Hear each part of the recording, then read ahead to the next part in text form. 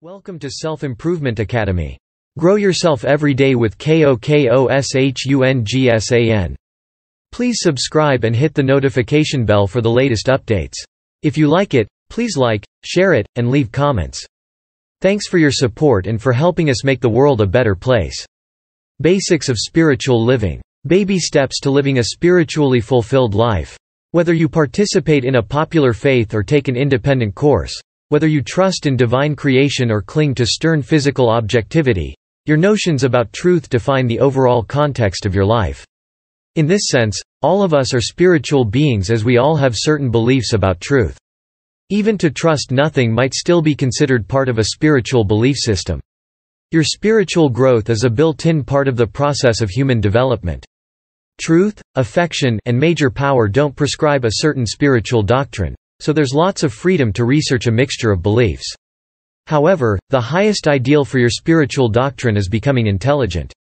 If your beliefs don't fulfill the necessities of being intelligent at the very least, they can't be thought spiritually sound as they'd be in violation of universal principles. If a spiritual doctrine yields to untruth, if it disconnects you from life, or if it breaks you, it infringes on the rules and will only lead you astray. In this book, I'll challenge you to view your spiritual feelings with truth, affection, and power.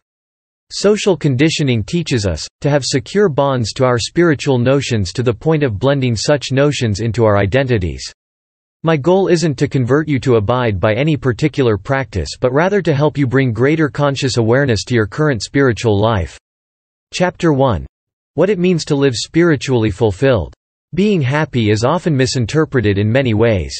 Most of the ways that the feeling of happiness is derived from, is really not the product of true happiness but only a temporal feeling.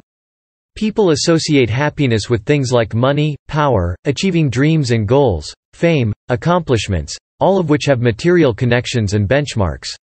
The basics. True happiness is when one is completely at peace mentally and physically in the spiritually fulfilled self. Being able to find contentment anywhere, anytime, and in anything is true happiness and spiritual fulfillment. In order to live spiritually fulfilled, there are certain guidelines or recommendations one can follow. Here are some of them. Coming to the realization that one's life has a higher purpose, and that just achieving material goals for short-term comforts is understanding that there is more to life than just these tangible things that bring temporal happiness and no lasting spiritual contentment.